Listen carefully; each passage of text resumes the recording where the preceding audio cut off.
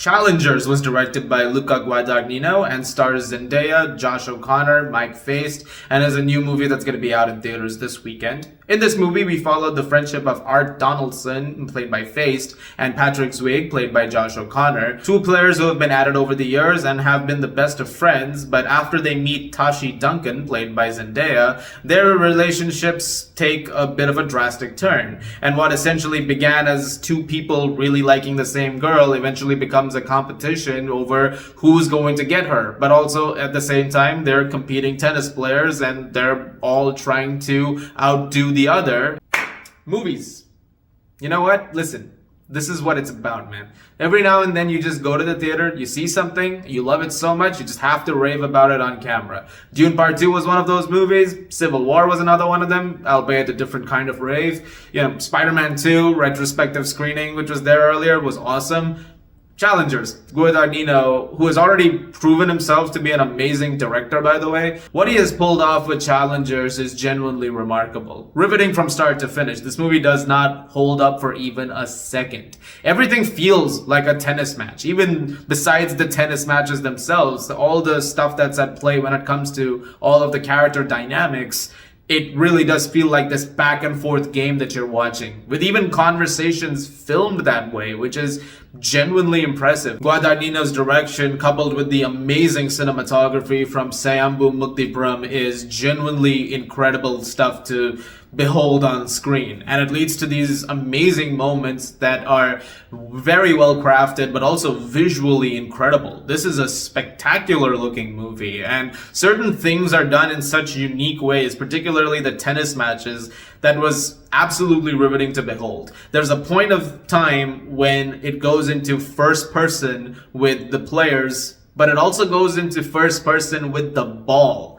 I have no idea how they were able to pull some of that off, but it is absolutely impressive stuff. And if you get a chance to see it on like the biggest screen that you can, and I know it is running in IMAX, please go see it in IMAX. And it also leads to some great performances at the center of it. 3 terrific performances, all doing some career best stuff here. Zendaya, I don't have to say that this is a fantastic actress because I've already said that a bunch of times. I think she is one of the best talents that is in the industry right now. I haven't seen a single performance from her that's in any way off. But I think what she's doing with Challengers is very different from those other roles. It's a very different performance from her. She's playing someone who, at the end of the day, she's playing things to her advantage. That just applies to every character, actually. But because the center is her, and then the two other guys you've got with Donaldson and Zwig, they're both interested in her. And so both of them, that friendship starts to fray when,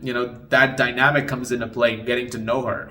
And eventually how that extends to them, I think both Mike Faist and Josh O'Connor portray that brilliantly. That friendship that starts off so close, and then eventually it starts to break apart as they start to play against each other. They start to vie for her feelings, but eventually that also is leading to some twisted things and the decisions that they're making along the way in order to gain that kind of, love from her. It's just incredibly done, and it leads to some visual cues that, eventually as they progress in the narrative, you see certain payoffs to that, and it's really, really great. There's an incredible screenplay that brings this together, though, which is also very well and very tightly written. Like, it never feels like a single moment is wasted. All the dialogue, all the moments with characters, the briefest ones to extended conversations, they feel like they're placed in exactly the right places.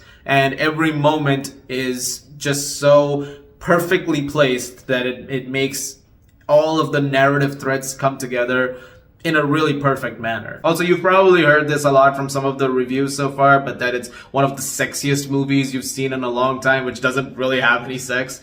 True.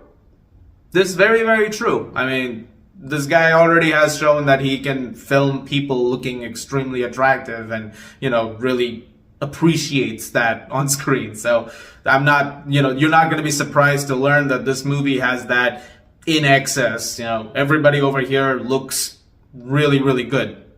And the movie definitely conveys that in the most extreme ways possible. So you'll get your money's worth on that front as well. Now you're probably thinking, what could possibly bring this around together even better, right? How about an incredible score by Trent Reznor and Atticus Ross? I mean, at this point of time, I don't think they've done a score that's not good. All of their music is really, really great. And once again, with Challengers, they have done an impeccable job. I would say this is maybe one of their best scores. I can't wait to listen to this entire thing. I know some things are available already, but the full experience, once this thing drops, is going to be incredible to listen to. Beautiful, really, really great score. And it's I don't know. I like the choices that are made here. I don't think they were fully expecting it, from what I can tell, and I'm glad that the decisions regarding the music are the decisions that they made. I'm trying to think if I have any major issues with the movie, and I honestly can't think of anything. I mean, maybe a couple of gripes, maybe, but also not really. I mean, I feel like I would be really trying to find something. I don't want to do that, because really there is nothing that it is really weird or off about it at all. Maybe the ending, I'm curious to hear, because that might work for some people, might not, as to how the final couple of minutes go, but I honestly think they went exactly as they were supposed to go. I mean, if you follow the entire movie and you put it together, it's like, yeah, this seems like the way it'll eventually wrap up. Now, it leaves some questions dangling, but I think it's for the better. I don't think everything needs to be addressed. I think it does a very good job of addressing exactly what it needs to in that moment and bringing together certain things that had to be brought together to make a satisfying narrative. And in that sense, I love the movie. I think it did exactly everything it was supposed to correctly. And I genuinely had a blast watching it. And I do think it's one of the best movies of the year. And I really recommend going and checking it out this weekend if you are planning on going and seeing anything this weekend. Which is going to be fun because there's a lot of stuff happening. There's a few retrospective releases going on with Alien and The Mummy. You're spoiled for choice, so go have some fun. I'm going to give Challengers a well-deserved 10 out of 10. That's the third one this year. I just realized that Dune Part 2 was the first one, also with Zendaya. Then it was Civil War, and now it's Challengers. It's a good time.